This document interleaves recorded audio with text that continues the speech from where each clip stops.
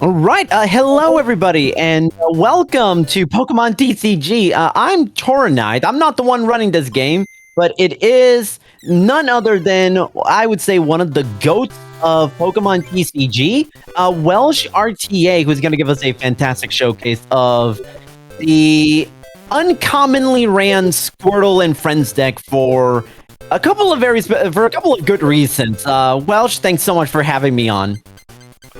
It's a tabby talk.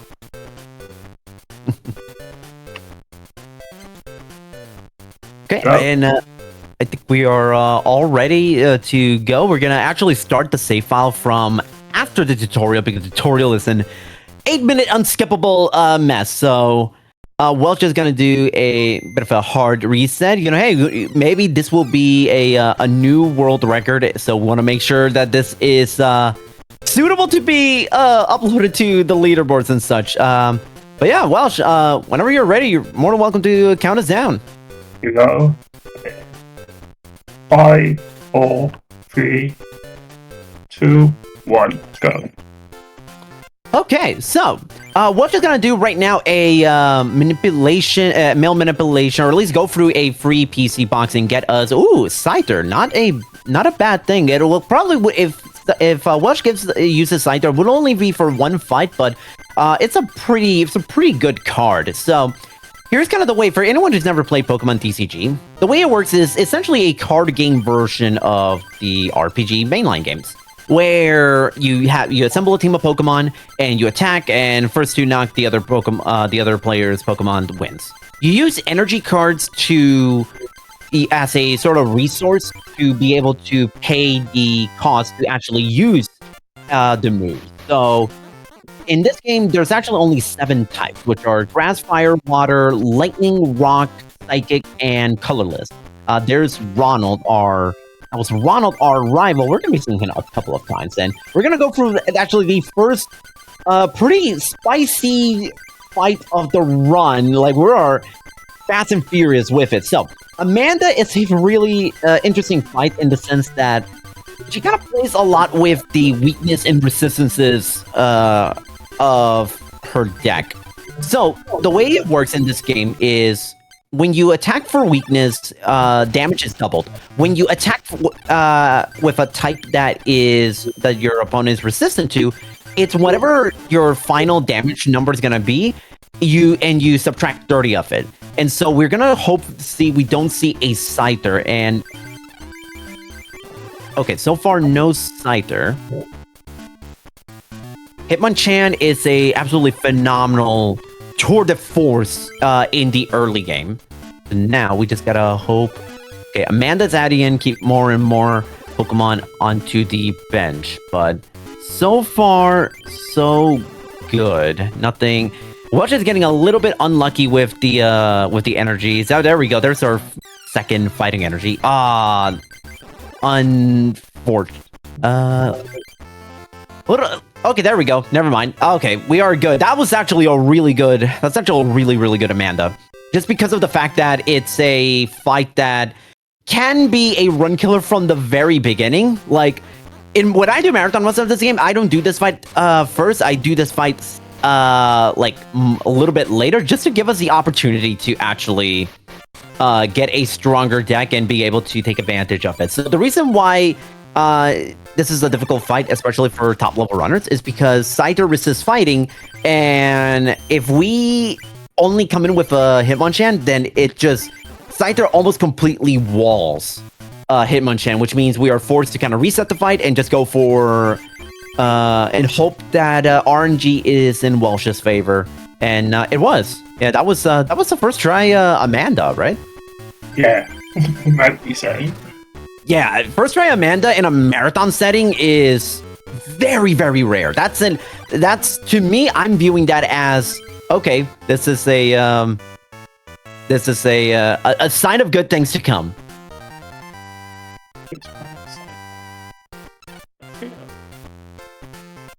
And let's see. Beautiful. This is okay. This run just went from a really, really dangerous run with a chance of not being a successful run to it's now this run can now you can see light at the end of the tunnel. The reason why is because the trio is going to be our win condition for basically the end game. For especially the last 4 fights, the grandmasters of the game. And the trio has Earthquake, which just completely just stomps almost every single Pokemon in the game. Even Pokemon that resist the trio's Earthquake can't really do much against it. So we want to try to get the trio, which in the Bulbasaur and Charmander deck, you start out with one Duck Trio already, but in Squirtle, you actually don't. And that alone is a major reason as to why hardly anyone runs Squirtle, because not having Duck Trio and no guarantee that you'll get Duck Trio throughout the run makes it so difficult to finish by the end.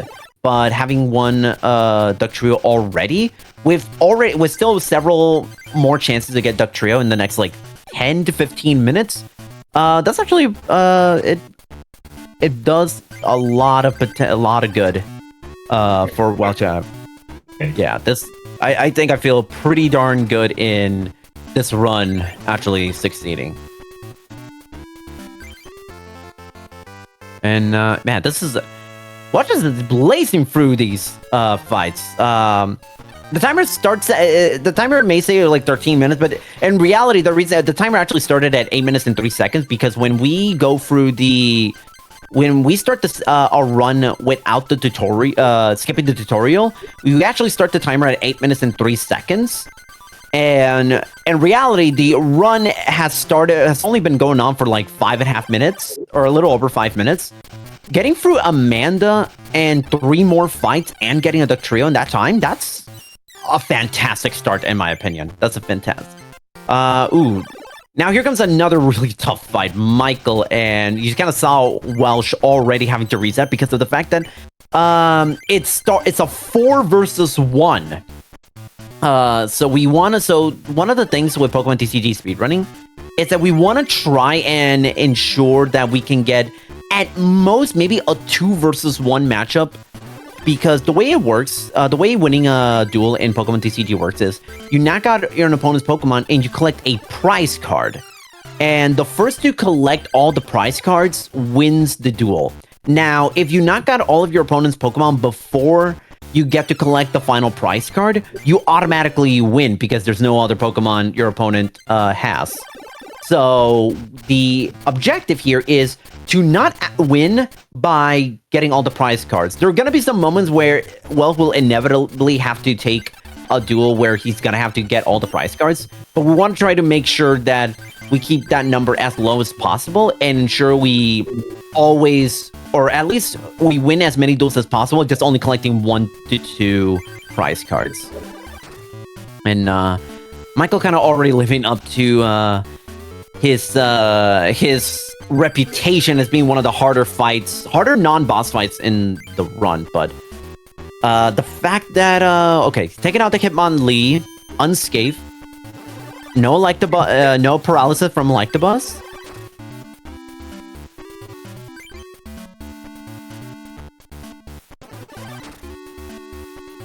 All right, Magmar could be a little dicey.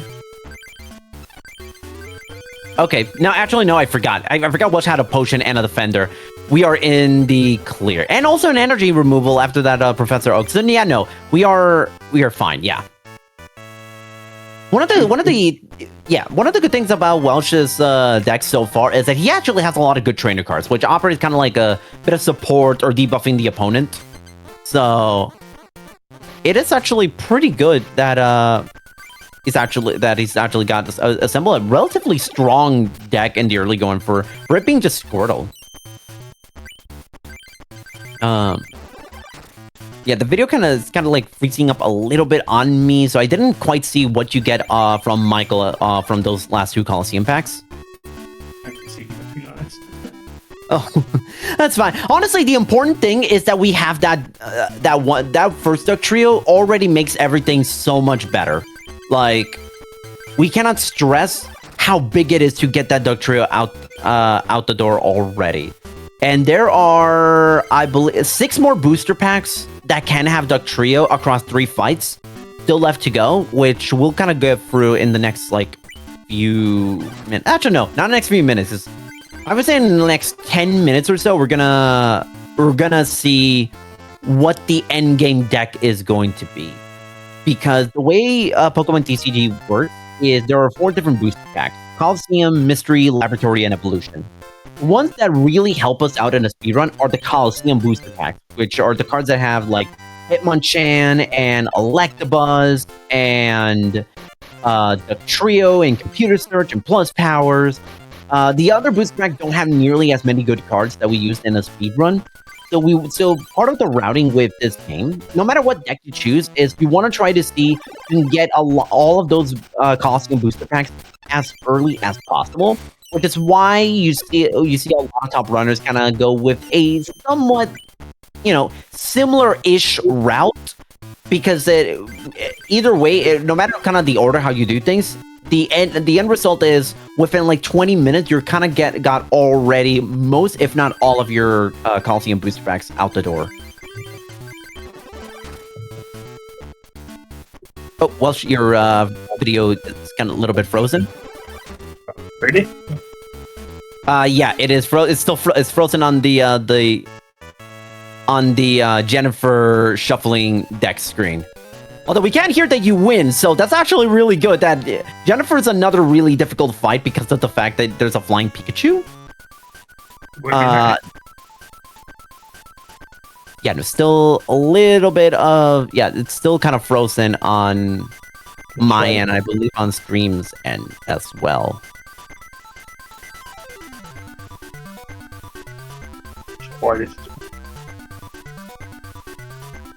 Oh, there. Okay, a little bit. Yeah, there we go. It's working hard. Stop. Yep. It is. Yep. You are free to continue, Welsh. Stop. Yeah. It's not just the Squirtle deck kind of stopping us from trying to get this run as early as possible. Even on the tech side of things, with the video kind of freezing up, that's all another obstacle on top that we have to deal with. But that's fine because like you're actually Welsh is going through this early game pretty darn solidly, actually. Now the question will be how, not this fight or even the next one, but the first boss fight is tackled. I'm assuming you're gonna, are you doing, you did get Scyther at the start. Is that what you're gonna end up choosing for Jean? I'm gonna do Nido probably. Oh, okay. It is technically potentially faster. Knowing you, yeah, you're the more hyper aggressive runner between the two of us. So yeah, no, it makes sense. You get a Gyarados and a Chansey. A little unlucky with those Brandon booster packs, but this means we have 4 more chances to try to strengthen our deck with, at this point, either Computer Search or the Trio would be perfect for us. Want to win, yeah? Win. There we go. Okay. There we go. Nice early Nicholas. Nicholas, one of the easier fights of the runs, but it is a fight that can potentially go right.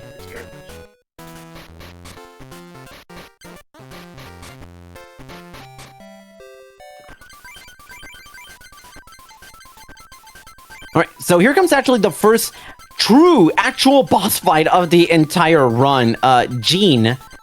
So this is kind of an interesting thing about the way boss fights are programmed in this game.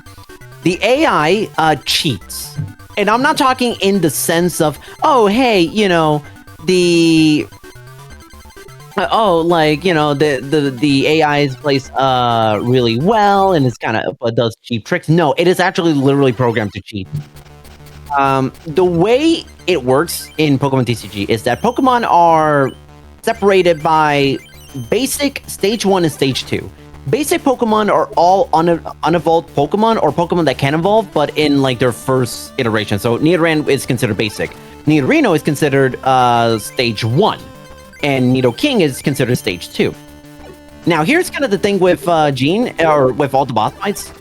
Every single boss fight is programmed to always have 2 basic Pokemon on the bench. So you can never actually win one of these like gym fights on turn 1. It is literally impossible because of the fact that they are always programmed to have at least 2 Pokemon on the bench. Which can be annoying because it does open the door for the run being extended longer. Gene is definitely one of those. But, you know, Welsh is one of the greatest runners of this game ever. So, of course, he went through that Gene fight relatively easily. Tech issues? No problem. Starting out with no Duck Trio? Who cares? Welsh is flying through this so far.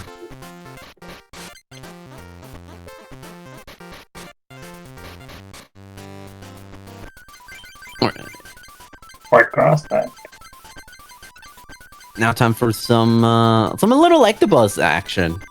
Next few fights are just going to be just all Electabuzz.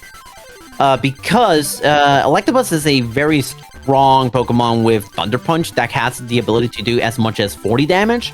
But almost all of the Pokemon from the for the next 4 duels have are weak to lightning, which means, as I mentioned earlier, it can go from it doubles whenever you hit for weakness, meaning it can do as much as 80, and that 80 damage from Thunder Punch, best case scenario, it literally one-shots every single Pokemon in the next few fights that has lightning as weakness, with the exception of Blastoise, and there's a really, really good chance we're not going to see it because it is absurdly difficult to encounter Blastoise in a run.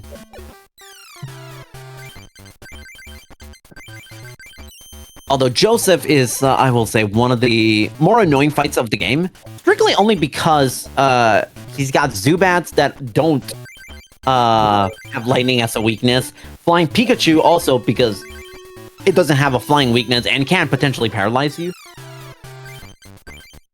Oh, okay. Okay. There.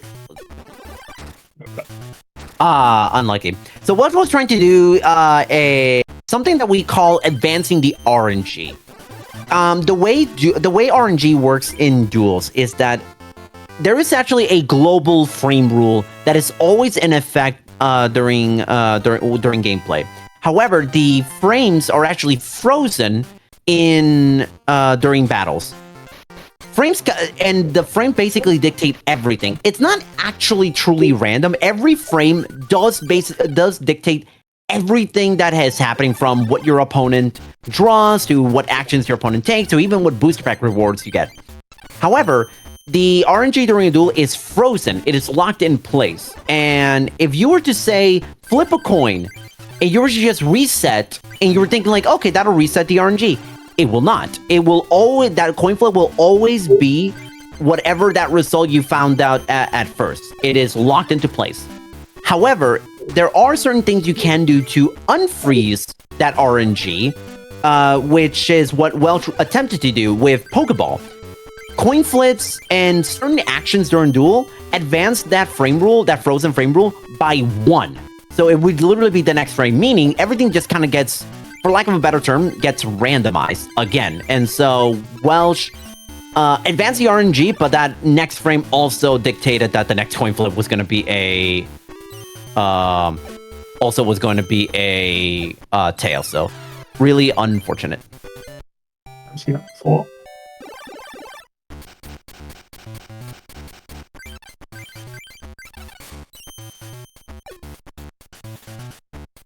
Yeah, this is wow.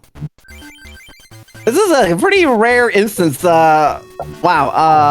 I am so I want to talk about disaster percent. Wow, this Sarah is. We routinely say Sarah is the easiest fight in the game, and Sarah is not having any of it. Sarah's got hands today.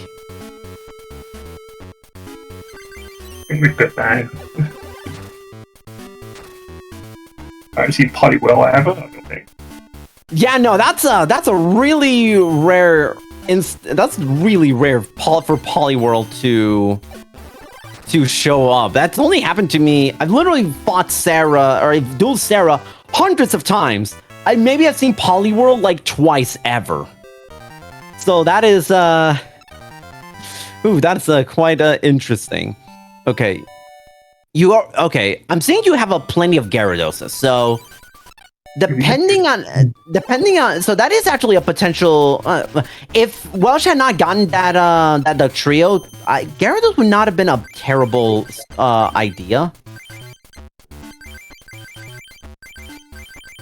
as a alternative strength, because Gyarados does not have Gyarados is weak to grass, but there's no one in the end game that has a grass type Pokemon, so that actually would have been a pretty solid. It just depended on what the how many Magikarps Welsh had. Because Magikarp is extremely frail, so if it's innocent where he only had one Magikarp, it wouldn't make any sense to use Gyarados.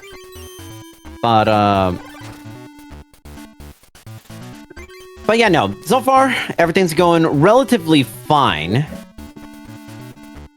Aside from that Sarah fight. We really have, you know, we'll just call that marathon luck. I've certainly have had my fair share of what's supposed to be easy fights in marathon just kind of go awry. So I know Welsh just struggles with that fight. But anyway, this is gonna be this is where all the Squirtle deck is kind of like goes into an interesting place. The other reason why Squirtle deck doesn't get used that often is mainly because it doesn't have a lot of good trainer cards. And those cards are the cards that we use to as I mentioned, you know, either heal or buff us up or you know, debuff the opponent. So what happens? So with Amy does a lot of paralysis or confusion with Squirtle or Lapras. So the key to get good Amy is twofold. And we at least have got one of them. The full heal is gonna be key, but okay, but yeah, no. I can understand why Welsh decided to reset there. Only because like being ahead of Amy on damage and a lot of different things is a really big thing it's really, really important. Oh, beautiful. Okay, so going first and get the paralysis on a Horsey is huge. Yeah, if I went to go first on 80, it's quite soon. Yeah, you got the full heal still, so you know what? It was a gamble. It was a big gamble going for the reset instead of taking the accepting that fight, but that's also one of the things is that there's a thing in Pokemon TCG Spirit Running we call reset discipline. Reset discipline essentially means you are every runner and in every run at every point has the risk of falling under the sum cost fallacy. Which for anyone that doesn't know what that is, the sum cost fallacy is, you know, is essentially like if Welsh had taken that fight and it ended up being like taking a lot longer than you would like, then then you would think to yourself like, okay, you could reset, but that means all that time you spent on the fight that you're resetting from just kind of goes to waste. And that really starts to mess with the mental game of it all, where you now fall prey to sunk cost fallacy, meaning that you're kind of just now wondering, okay, like, do I risk for going for the reset and maybe getting something better, or do I just take the fight as it is? Welsh, I would say, is one of the more aggressive runners out there. So, honestly, it hardly suffers much from sunk cost fallacy, and it rewarded him greatly. Because now, hindsight being 2020, resetting, even though he had the full heal against the Lapras, it ended up being the right choice. Anyway, Ronald. So this is our rival fight, and we love going fast. So we're gonna throw Ronald a bone, and wow, really oh, actually, wow. I think I said that. That's I mean, we got the end result we wanted, just not the way we are accustomed to. So the reason why... Okay, so what was supposed to happen was Magnemite was supposed to self-destruct. It needed 2 energy cards to self-destruct, and Welsh just got really unlucky and just did not get it. But we also got lucky in the sense that Ronald started with Charmander, and Ronald did have the energy cards to take Magnemite out in 2 turns, so hardly any time loss at all. You did end up getting Computer Search. So at least 1 Duck Trio and 1 Computer Search is does bode well. It's I feel relatively fine with how this run is gonna with how this run could go in the end game.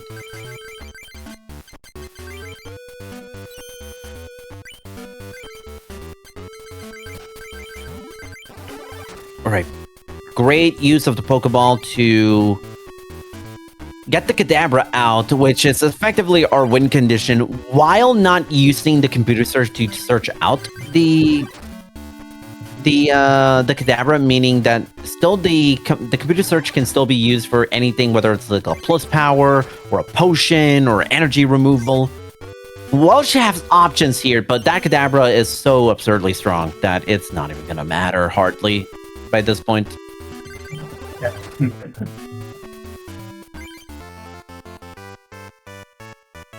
It's just bosses for me, isn't it? We've beaten every train.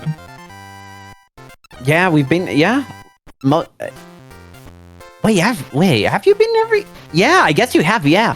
I'm sorry. It's so weird because like you and I have listen. Well, Welsh and I we have talked so much throughout the months and years about routing, because Welsh and I have very different routing philosophies.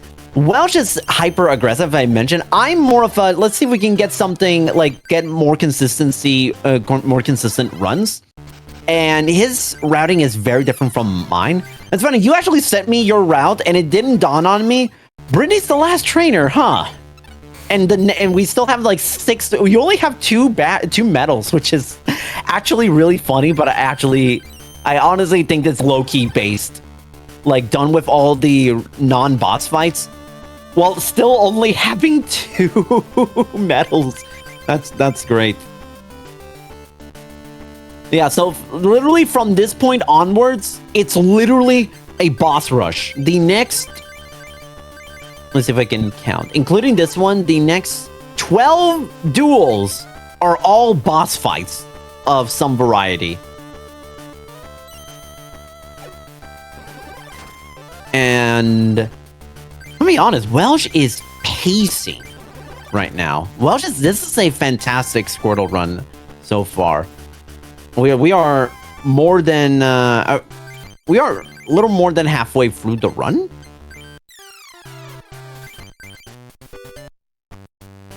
Yeah, a little unfortunate. Rick is kind of an annoying fight with that Mewtwo.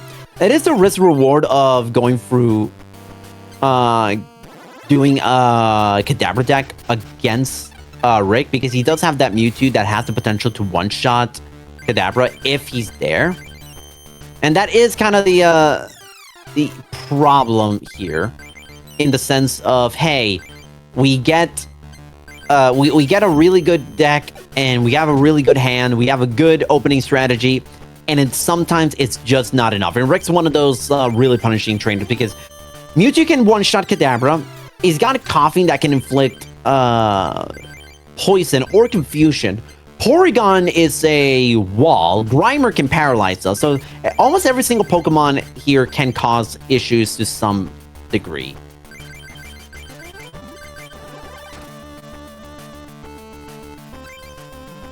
So now the key here will be just taking out that Mewtwo, which he does so. So hopefully that coughing is not... Okay. Well, he does have full heal, so actually that is another big thing. That's actually... I saw Item Finder in the hand, so that's actually really, really good. That's actually a good point. Squirtle is not without its own benefits. It starts out with Item Finder, which essentially is almost operates as like a second copy of whatever trainer card you've already used or have in your discard pile. So he had full heal, and Item Finder basically means that he can just get another full heal, get that same full heal, and use it again if need be. So, okay, that's not bad, not bad at all. Okay, that one. Yeah, Welsh just going the riskier version of this fight, Mitch, where Welch, a lot of runners will attempt to do this fight with Mewtwo that you can get for free after you beat the Psychic Leader. Welsh's route doesn't afford that luxury. Welsh is instead gonna go for Kadabra, which it's a bit risky because you not only need to draw the Kadabra starting out, but you also need to make sure that Abra is able to live long enough to actually be able to to use it. But so far, Smooth saying once you get the Kadabra out and you're at full health, I can't imagine a scenario where Welsh is gonna lose. It's like an almost auto win by that point.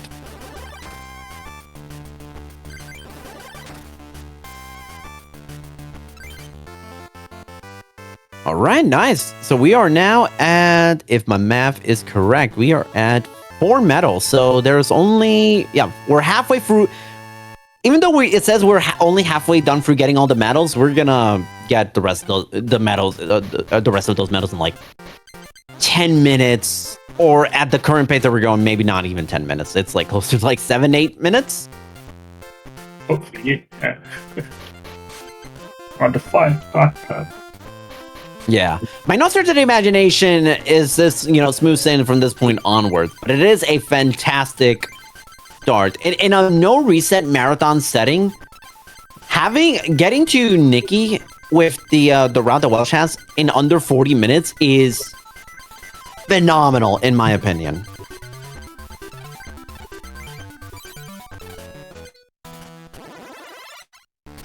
All right, now the key here for this one is, so there's a couple of different ways you can tackle the Nikki fight with what Pokemon you use. Welsh is going for Charmander Charmeleon, which is it's a super high damage output type of strategy.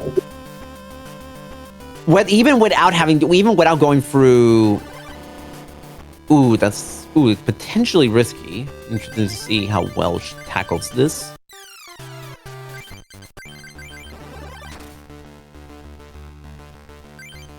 Takes out the Gloom, but now is he's got the Defender, because that's going to be very big.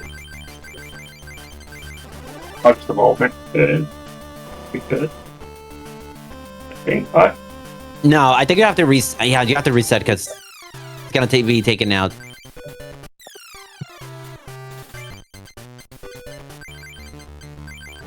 Do that. Yeah. So one other thing for anyone who doesn't know, paralysis, not paralysis, evolution cures all status effects no matter what. So that can effectively serve as a pseudo full heal of sorts, which was big because if Welsh didn't have that Charmeleon, he actually would have lost that duel because Poison would have taken him out before he would have won the fight. All right, so everyone loved Ronald. You want to see Ronald again? That's a rhetorical question. We're gonna see Ronald whether you like it or not. We're gonna see that legendary Ronald deck. Actually, no, it's not. No, it's a different name now. Every time you encounter Ronald, his deck name changes, and the deck actually does change for a fact. But the strategy is still the same: Magnemite, Boom, for the loss, because story progression is not affected regardless of whether you win or lose. The only thing that happens if you win is you just get a special promo card, but we don't really care, and they're not very good, and it takes so much time to beat Ronald that it's so much easier to just lose the fight on purpose.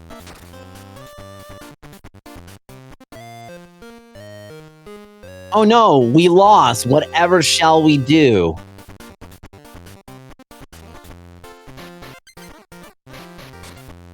All right, we're now on actually the final 3 runs, the final 3 duels before we get to the end game.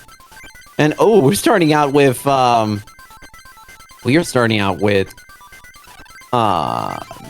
Murray. Okay, Murray is one of the most annoying fights in the game, and one of the most annoying things in terms of routing, because Murray is the only boss in the entire game that has a medal flag, meaning that we cannot challenge him until we collect a certain amount of medals, and we need to get at least 4 medals, at least 4. No, Yeah, at least 4, I think. at least 4 medals. I don't know why. I know that number off the top of my head. I don't know why I struggled to remember, but yeah, you need at least 4 medals to beat to challenge Murray, and that causes a lot of problems with routing, because that forces Murray to be done in the second half of the run.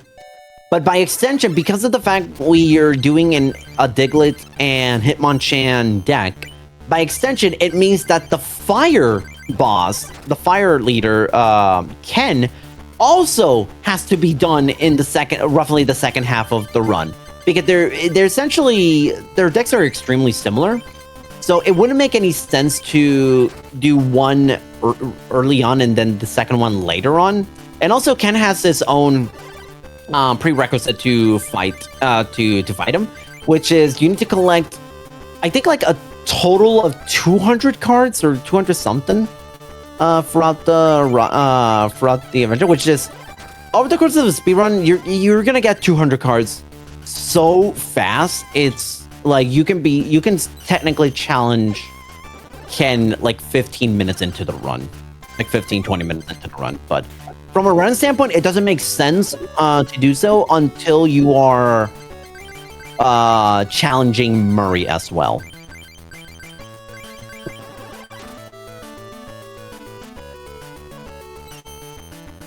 The other thing that makes Murray such an annoying fight to deal with is that Murray has Abra, but also has Kadabra and Alakazam. In addition to that, he has Mr. Mime. Mr. Mime has the uber broken ability where all damage that does more than 20 damage to Mr. Mime is automatically nullified. So if you hit anything for more than 20, if you hit anything with 30 damage, it automatically turns to 0. Which is the reason why we have Hitmonchan here in the first place, because Diglett in most instances won't do much damage. It can only do like 10 damage a piece, because the 30 damage will automatically not work. The trio is completely walled by Mr. Mime. The trio literally cannot do any damage whatsoever onto Mr. Mime. So that's why we have Hitmonchan. And this is one of the 5 worst fights in the entire game, in my opinion.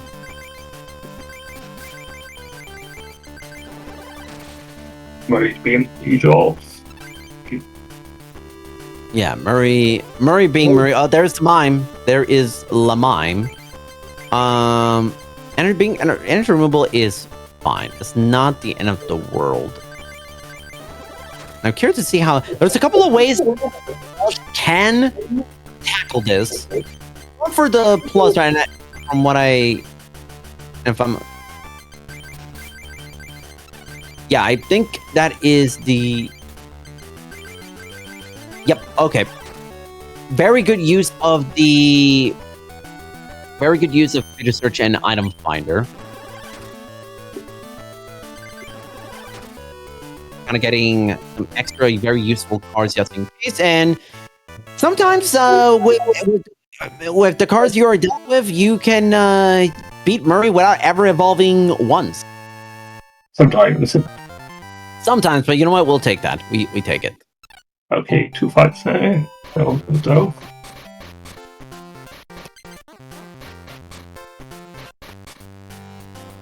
Only 2 more boss fights before we get to the end game. And Welsh is still, even that Murray was a little bit slow, no one can really blame Welsh for it because that is not an easy, it's not easy to deal with. No matter how strong your deck is, it is not easy to have to contend with. Now, thankfully, Ken is a slightly easier version of Murray, in the sense that there is no Mr. Mime, but that's kind of essentially it. Getting the trio out is already early, kind of almost wins the game. Depends on what Murray has on the bench and what he ends up drawing. Murray's one of those fights that just when you think you're about to win, boom, he just adds something that will extend the fight by another 15, 20 seconds, and he will do so multiple times throughout the fight. I think we win this one.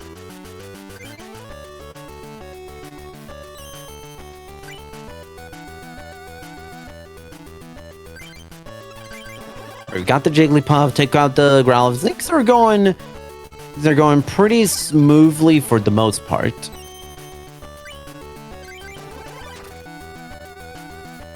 It is kind of interesting how Welsh is actually routing wise is, and this is another difference between Welsh and I.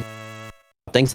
So the way he did the order of this trio of boss fights, Murray, Ken, and now coming up Isaac. I actually do the inverse. I do Isaac, Ken, and Murray, but that's because of the route I do, where I'm basically forced to take Murray third out of that trio. But it basically goes to show that there's no one particular route that is objectively the best one. It depends a lot on creativity, what the runner is aiming for, skill level, experience, and all that jazz. So right now, oh, well, your game feed is frozen again.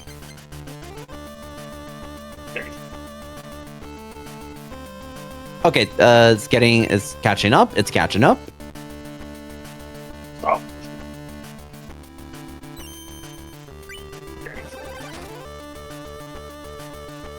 Okay, I'm seeing Diglett and Magnemite, and okay, there we go. It's still stuttering a little bit, but we are starting to see it. We are seeing moving pictures at the very least.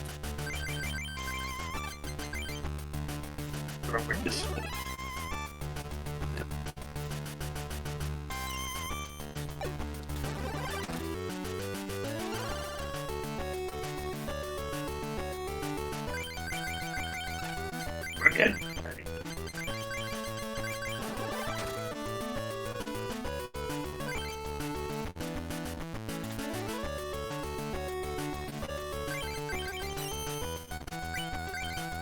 All right. Isaac, there's really nothing really significant about this fight. The whole thing is just ensuring that, you know, we don't get paralyzed a million times, or if we can just try to get the trio out to deal with any paralysis and one-shot everything. So far, everything is going quite peachy.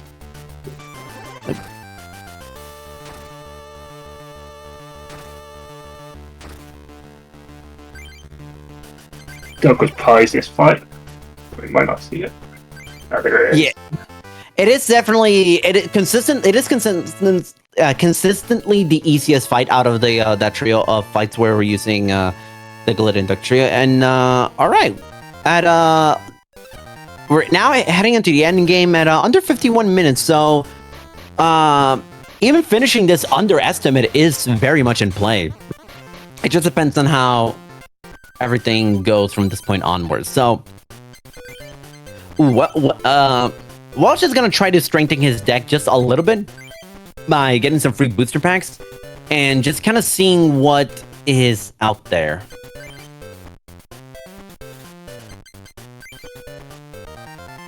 So just trying to get through all those Coliseum booster packs and seeing, okay, nothing great. We're gonna go for a little bit of mail manipulation.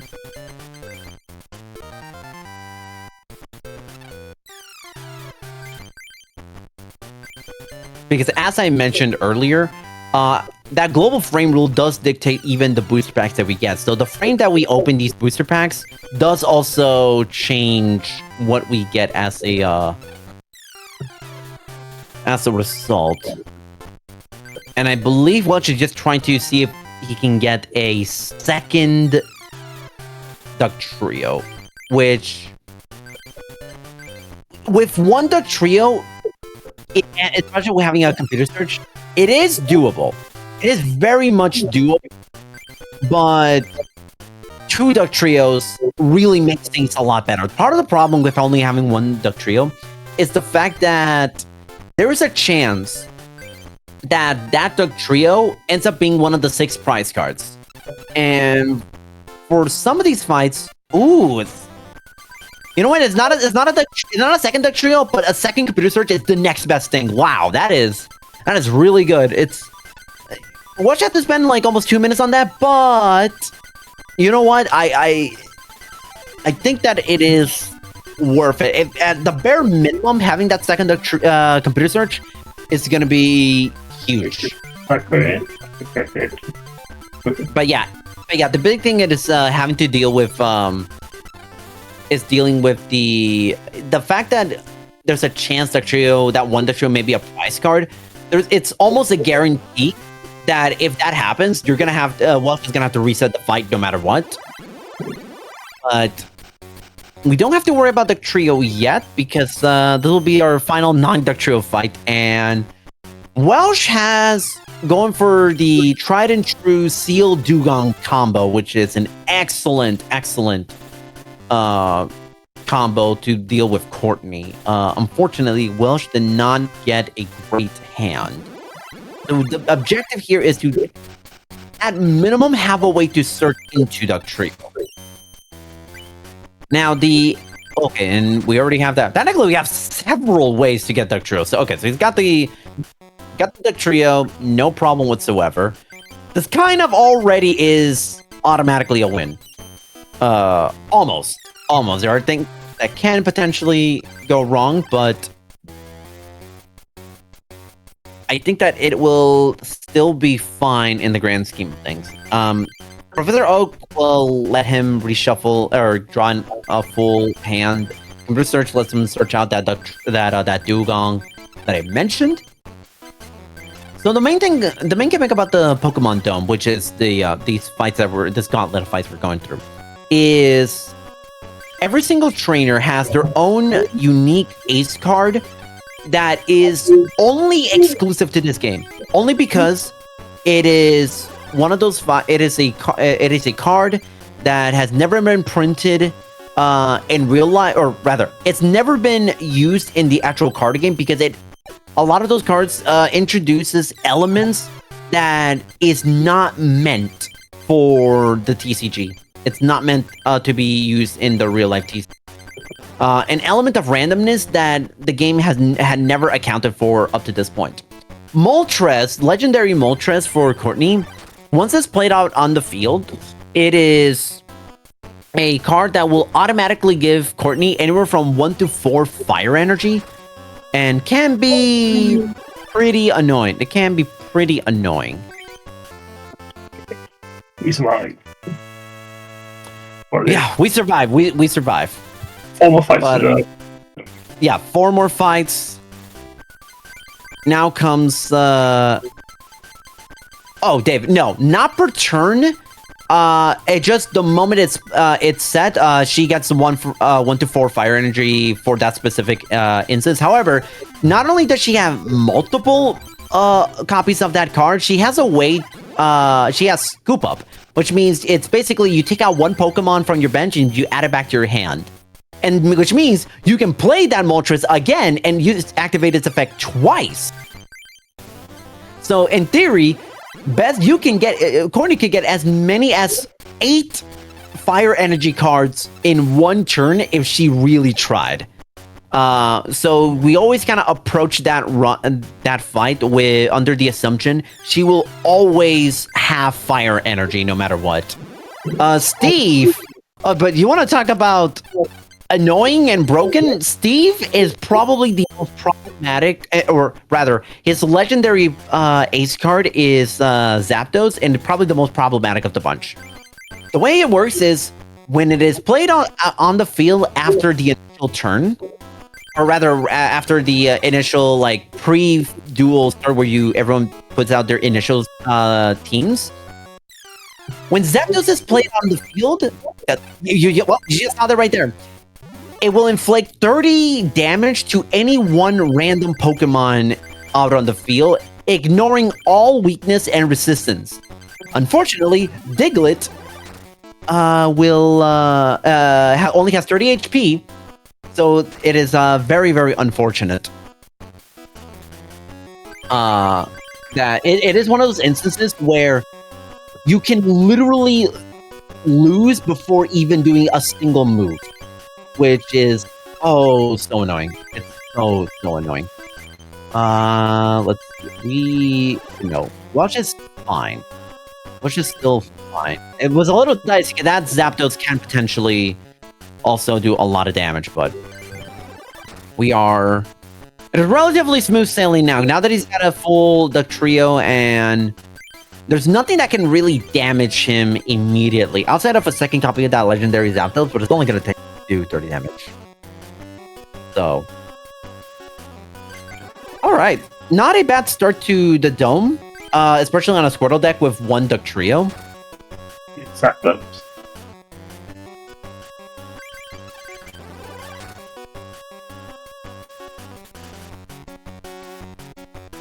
Oh boy. Okay. Yeah, that is kind of that is a pretty trolly. This is a troll heavy Steve, which is unfortunate, but though that is one of those, you take what you can get, and you do not, and I really mean it, you do not want to go behind the 8 ball. This is one of those fights where normally Welsh probably would have reset it a while ago, but the problem here is it's having that only one Duck Trio. That really now is like you can't be very liberal with your resets at this point of the run. Like if you have a Duck Trio and you see a win at the end of the tunnel, even if it's slow, this is one of those instances where you kind of have to take the slower route for sure. Welsh, your thing got broken again. Oh, that's a little bit better. There we go. Much better. All right, Jack. What can we say about Jack, huh, Welsh? Other than the fact this is the worst fight in the entire game. Boy, this is... Oh, I'm fascinated to see how Welsh tackles this one. Jack has literally every single bad thing a listener does not want to see in a duel. Legendary Articuno. Played on the field, flip a coin. If it lands heads, your opponent is paralyzed. Oh, and you can still do your normal attack. And he's got multiple copies of those. And he has that scoop up card that I told you about. He's got 3 copies of those. So he could theoretically get as many as 5 free potential paralysis, which almost effectively loses the duel for us. He's got Ice Articuno, which can do as much as 50 damage to Duck Trio, and can do 30 damage with a chance of paralysis. Lapras can confuse it. Dugong can do 50 damage on just 3 energy. Chansey is a super hard wall to take us multiple turns of setup to even beat. And again, we're doing this on one trio. Okay, but he didn't manage to get it out. And now the key thing will be surviving. And just hoping that Welsh just gets either a good potion or a energy removal to just kind of keep himself in check. He's already got the full heal, so oh no. That'll be that Dugong. I did did hear the energy of the evolution. Oh, he's already all set. I don't know what he was, so yeah, no. Unfortunately, yeah, no, that is a reset for Welsh. That is all. Yeah, it was basically game over. Welsh did not really have a win condition in his hand to win, to get through this fight, which is the. Yeah, no, this is. Even though I was so happy to see that one duck trio and having 2 computer searches, this was definitely the fight that could be the massive time loss. There's a reason. Yeah, I would say this is arguably the biggest run killer in the entirety of the category. Like you can be, I'm not even kidding, you can be at like 3-4 minutes ahead of PB and you can lose it all with this one fight because of how tough it is.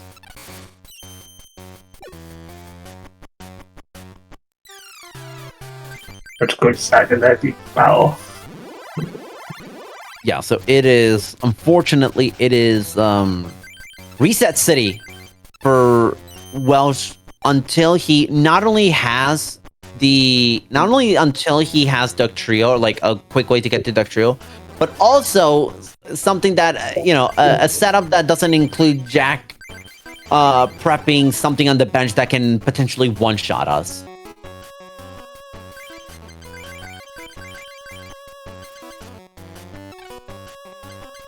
Showing it. Yeah. He's got Pokeball, he's got Surge. Okay. Okay. That's great to see that the Pokeball worked on the first try, meaning that Welsh can go for...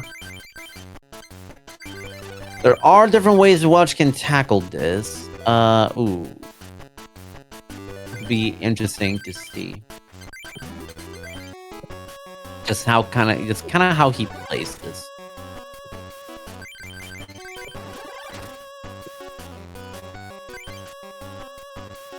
And unfortunate.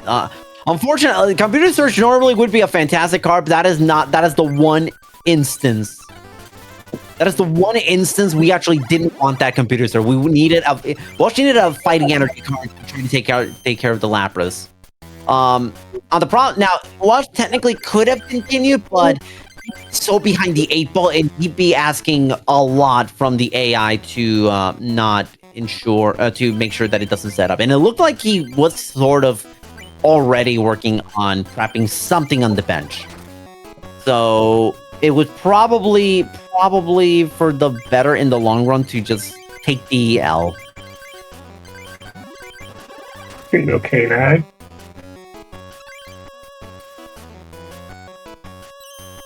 Okay.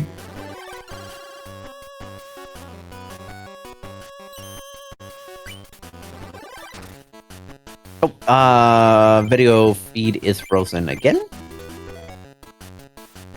Okay, it's getting a little bit better.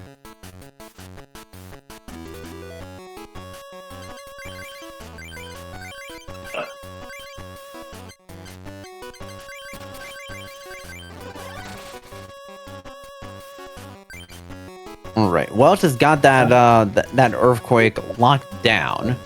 The hope here is maybe this will be the one. I'm hoping real good. All right, the Articuno, that legendary Articuno is not. Once it's actually played and you're actually confronting it, it's not terrible. The risk here is simply the potential for a scoop up being in play, and meaning all the effort that was spent on it just goes to waste.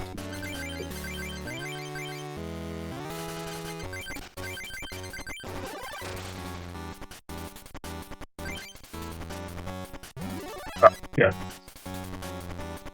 Oof. That is.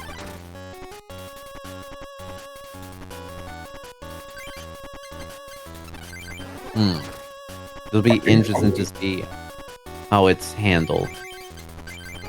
Okay, so he's got a defender, so he can live one, but that does not mean he's totally out of the woods yet.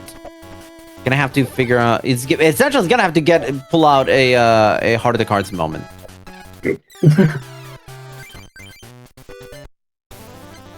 Ah, that unfortunate.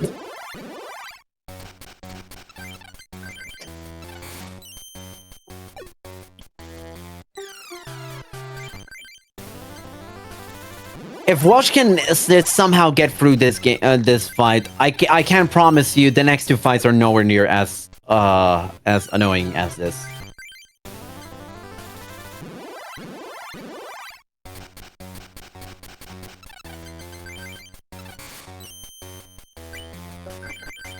I have full confidence that Welsh can get through this and we don't have to either mercy kill to run or glitch our way to pass this fight with the dual escape glitch.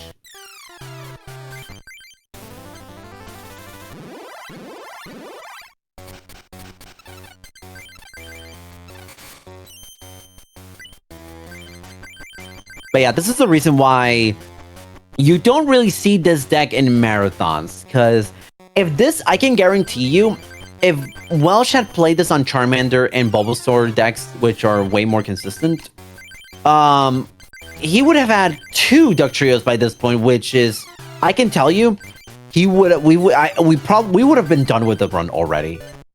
Just having that second Duck Trio, because it increases our chances of getting Duck Trio and getting fights quicker. But yeah, no, this is the Jack of all time. I'll tell you what, for sure.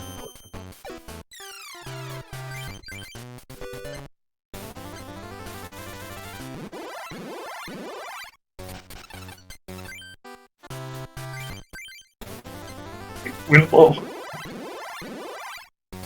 This fight is winnable, but boy, it's not. It is not easy. Jack is the fight everyone dreads the most. Okay, it's a 1v1. He's got the Duck Trio. Okay. Progress. This is good. Unfortunately. That process was not what we needed.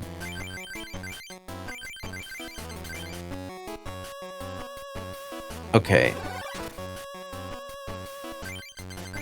This is still fine. This is so far the best fight of the bunch, the best potential setup of the bunch. Articuno is not gonna be a ton of emphasis on Articuno.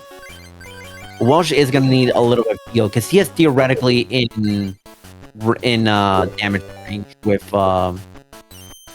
Articuno's Ice Breath, which will do a flat 40 damage. Oh my god, a second Lapras that was already being set up, and the Execution. But he has the full heal and the plus power, so that is good. Well, that's not an issue. So now comes... Alright. I think Welsh still needs an energy removal. Actually, no. It depends. Actually, no.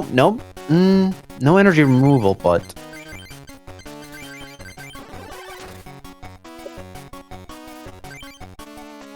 okay, 2 seals. Okay, so this is actually kind of an interesting AI quirk. He has 2 seals, and you may be thinking to yourself, oh no, he could have Dugong. He does not. Because if he had Dugong, Jack would have spent time focusing on boosting 1 seal as opposed to setting up both seals. So he did not have Dugong, so I was fine with that. And finally, oh my god, the Nightmare. Oh my goodness. Someone just imagine Bloodborne font and the words Nightmare Slain. That's what it feels like to beat Jack. In any context whatsoever. Oh my goodness. We go from the hardest fight in the game to the easiest of the Grandmaster's Rod. Rod is supposed to be this game's version of Lance in the sense that he has a bunch of dragon, quote-unquote, Pokemon, you know, like Magikarp and Charmander. All great dragon types, you know? He is pretty easy because a lot of his main offense is supposed to come from evolution cards. So if he doesn't have things to evolve to, then it's pretty easy. I just a minute. Yeah. Yeah, that was not even... that didn't even last a minute. Oh, wait, how long was that? Like 50 seconds? I got 108. Oh, okay, 108. Okay, you know what? In spirit, that was a sub-minute execution fight. All right, now here comes Ronald. Now you're maybe wondering to yourself, what can Ronald possibly have that all the other four that we haven't already seen from the other four Grandmasters? Precisely that. He has 2 copies of every single legendary card that we have seen up to this point. By the way, you didn't even get to Rod. Rod's legendary card is Dragonite that you will never ever see because it's so not. It's so difficult to pull it out because it requires him evolving twice and getting those 2 cards. Okay, but now comes, oh boy, this is a really rough 5 versus 1 to start. Let's see. You just gotta hope. Okay, okay, Moltres is fine. Okay, I think we are. I don't know. I'm not gonna say we're in the clear. A lot of things can happen, but if this is a win, then it is just gonna be a really slow. Okay, that's fine. Basically, the strat for Ronald is using the 4 legendary birds to bolster his deck, and also primarily damaging with stuff like Dratini, Dragonair, and the Evolutions. The Evolutions kind of don't really matter a whole lot, especially when we have as much as 50 health left.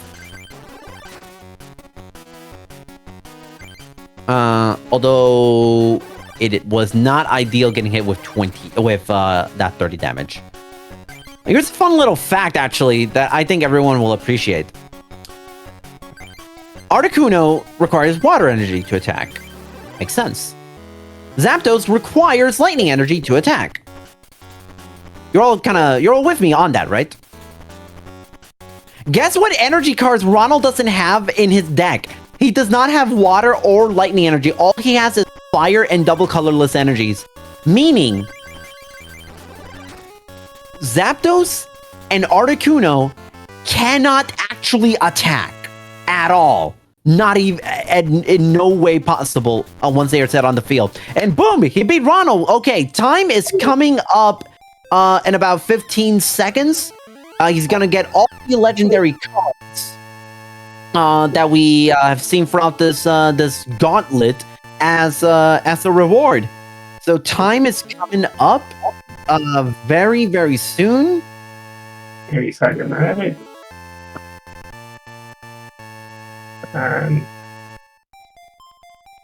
And time. All right, GG's. That was honestly, for the most part, it was a really good run. But of course, Jack had to be Jack, and he did with one duck trio. Even with 2 computer searches, one duck trio made it so supremely difficult. But Welsh, being the absolute goat that he is, he just went through that fight. It went and did. Really cool, calm, and collected. Didn't let the moment get to him at any point. Just knew that you have to reset a lot. So yeah, no, that was fantastic. I recognize how hard it is to get even a good time in doing this category with the Squirtle deck. As if you look at both the 80% glitchless leaderboards and the Squirtle and Friends category extension boards, I believe there are literally only 4 people ever to have recorded a sub-hour run with the Squirtle deck. And 2 of them are right here. So yeah, it's not easy at all. Yeah, fun one. Thanks for having me, Dave, and thanks for coming, Tara. Yeah, no, thank you so much, Dave, for having us on. It's always fun having TCG in a marathon, and especially in this in this context, having Squirtle being ran here, which is very, very rare. But I'm so glad that Welsh was able to give everyone a great showcase.